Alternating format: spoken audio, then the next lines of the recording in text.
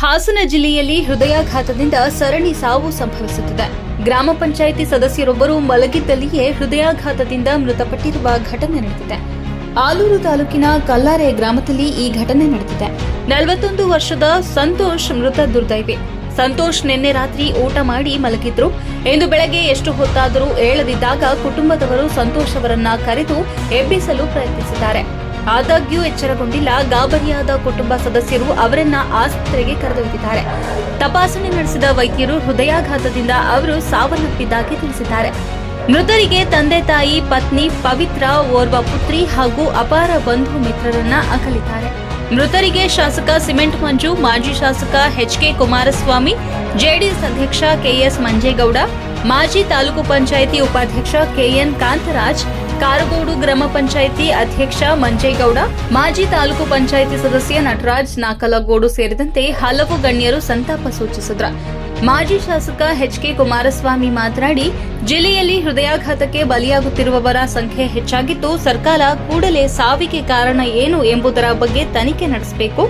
ಆಲೂರು ಪಟ್ಟಣಕ್ಕೆ ಮಗ್ಗೆ, ಹೊಸಕೋಟೆ ದೂರ ಇರುವುದರಿಂದ ಆರೋಗ್ಯ ಸಮಸ್ಯೆ ಕಂಡುಬಂದಲ್ಲಿ ಆಂಬ್ಯುಲೆನ್ಸ್ಗೆ ಪರದಾಡಬೇಕಾದ ಪರಿಸ್ಥಿತಿ ನಿರ್ಮಾಣವಾಗಲಿದೆ. ಆದ್ದರಿಂದ ತಾಲೂಕಿನ ರಾಯರಕೊಪ್ಪಲು ಆರೋಗ್ಯ ಉಪಕೇಂದ್ರಕ್ಕೆ ಆಂಬ್ಯುಲೆನ್ಸ್ ನೀಡಬೇಕು ಎಂದು ಒತ್ತಾಯಿಸಿದರಲ್ಲದೆ, ಗ್ರಾಮ ಪಂಚಾಯಿತಿ ಸದಸ್ಯ ಸಂತೋಷ್ ಹೃದಯಾಘಾತಕ್ಕೆ ಬಲಿಯಾಗಿದ್ದಾರೆ. ಅವರ ಸಾವು ನೋವು ತಂದಿದೆ ಎಂದರು. ಜೆಡಿಎಸ್ ಅಧ್ಯಕ್ಷ ಕೆ.ಎಸ್. ಮಂಜೇಗೌಡ ಮಾತನಾಡಿ, ಜೆಡಿಎಸ್ ಪಕ್ಷದ ಪ್ರಾಮಾಣಿಕ ಕಾರ್ಯಕರ್ತನಾಗಿದ್ದ ಕಲ್ಲಾರೆ ಗ್ರಾಮದ ಸಂತೋಷ್ ಅವರು ಬೆಳಗ್ಗೆ ಹೃದಯಾಘಾತದಿಂದ ಮೃತಪಟ್ಟಿದ್ದು ಪಕ್ಷ ಹಾಗೂ ನನಗೆ ವೈಯಕ್ತಿಕವಾಗಿ ನೋವು ತಂದಿದೆ. ಮಗ್ಗೆ ಹಾಗೂ ಹೊಸಕೋಟೆ ಭಾಗದಿಂದ ಆಲೂರು ಪಟ್ಟಣ ದೂರ ಇರುವುದರಿಂದ ಈ ಭಾಗದ ಜನರಿಗೆ ಆರೋಗ್ಯ ಸಮಸ್ಯೆ ಕಂಡುಬಂದಲ್ಲಿ ಆಂಬ್ಯುಲೆನ್ಸ್ ವಾಹನಕ್ಕೆ ಪರದಾಡಬೇಕಿದೆ. ರಾಯರಕೊಪ್ಪಲು ಗ್ರಾಮದ ಆರೋಗ್ಯ ಇಲಾಖೆ ಉಪಕೇಂದ್ರಕ್ಕೆ ಆಂಬ್ಯುಲೆನ್ಸ್ ನೀಡಿದ್ರೆ ಈ ಭಾಗದ ಜನರಿಗೆ ಅನುಕೂಲವಾಗುತ್ತದೆ. ಆದ್ದರಿಂದ ತಕ್ಷಣ ಆಂಬ್ಯುಲೆನ್ಸ್ ವ್ಯವಸ್ಥೆ ಮಾಡಬೇಕು ಎಂದು ಮನವಿ ಮಾಡಿದರು. ಗ್ರಾಮ ಪಂಚಾಯತಿಯ ಸದಸ್ಯರಾದಂಥ ಸಂತೋಷ್ ಅವರು ನಿಧನರಾಗಿದ್ದಾರೆ. ಕಾರಣ ಅವರು ರಾತ್ರಿ ಮಲಗಿದವರು ಬೆಳಗ್ಗೆ ನೋಡುವಾಗ ಹಾರ್ಟ್ ಅಟ್ಯಾಕ್ ಆಯ್ತು ಒಂದು ಎಲ್ಲ ಕೂಡ ಮಾತಾಡ್ತಿದ್ದಾರೆ. ಅದರಿಂದ ಈಗ ನಾವು ನಮ್ಮ ಮಾಜಿ ಶಾಸಕರು ಹೇಳಿದಂಗೆ ರಾಯರಕೊಪ್ಪಲಿಗೆ ಒಂದು ಆಂಬ್ಯುಲೆನ್ಸ್ ಬೇಕಾಗುತ್ತೆ. ಕಾರಣ ಕುಂದೂರು, ಗಂಜಿಗೆರೆ, ಇಲ್ಲಿ ಹೊಸಕೋಟೆ ಇವೆಲ್ಲರೂ ಕೂಡ ಆಸ್ಪತ್ರೆ ಇರೋದ್ರಿಂದ ಈ ಮಧ್ಯದಲ್ಲಿ 30 ಕಿಲೋಮೀಟ್ರ್ ಗ್ರೌಂಡ್ಸ್ ಏನೂ ಕೂಡ ಇಲ್ಲ. ಜನರಿಗೆ ಅನುಕೂಲ ಆಗಬೇಕು ಅಂದರೆ ಒಂದು ಆಂಬ್ಯುಲೆನ್ಸು ರಾಯರಕೊಪ್ಪಲಿಗೆ ಬೇಕಾಗುತ್ತೆ. ಅದನ್ನು ಕೊಡಬೇಕಾಗುತ್ತೆ. ಅನೇಕ ಸರಿ ನಾವು ಮನವಿ ಮಾಡಿದ್ದೀವಿ, ಆದರೂ ಕೂಡ ಕೊಟ್ಟಿಲ್ಲ. ಈಗ ಕೂಡ ಎಲ್ಲರೂ ಕೂಡ ಒತ್ತಾಯ ಮಾಡ್ತಾ ಇದ್ದಾರೆ. ಅದರಿಂದ ಆಂಬ್ಯುಲೆನ್ಸ್ ಕೊಡಬೇಕಾಗುತ್ತೆ.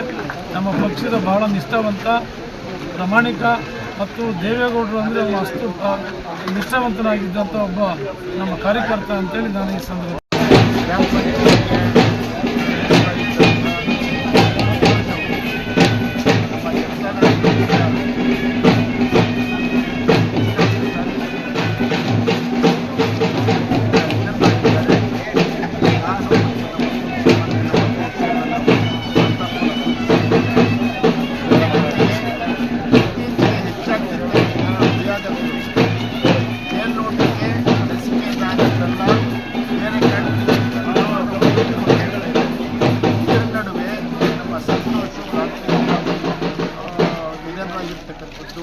ನಮಗೆ ಅನೇಕ ಸಂಶಯಕ್ಕೆ ಎಡಮಾಡ್ಕೊಂಡಿದೆ.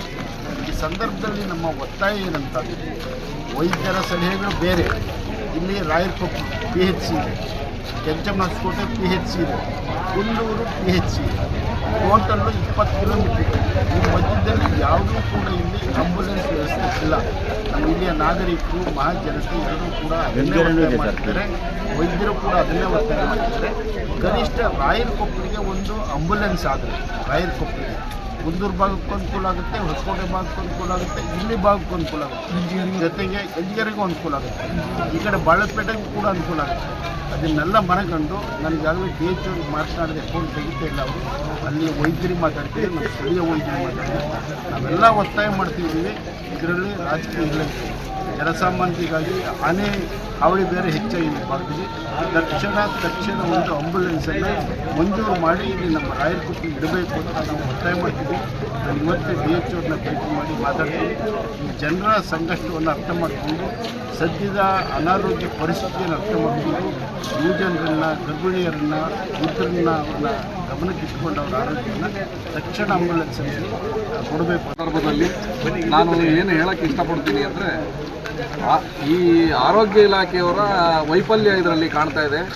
ಆರೋಗ್ಯ ಇಲಾಖೆಯವರು ಆಹಾರ ಪದಾರ್ಥಗಳನ್ನು ಪರೀಕ್ಷೆ ಮಾಡಿ ಜನರಿಗೆ ಕೊಡುವಂಥ ವ್ಯವಸ್ಥೆ ಆಗಬೇಕು. ಇದ್ರ ಬಗ್ಗೆ ದೊಡ್ಡ ಮಟ್ಟದ ತನಿಖೆ ಆಗಬೇಕು ಅನ್ನೋದು ನನ್ನ ಒತ್ತಾಯ.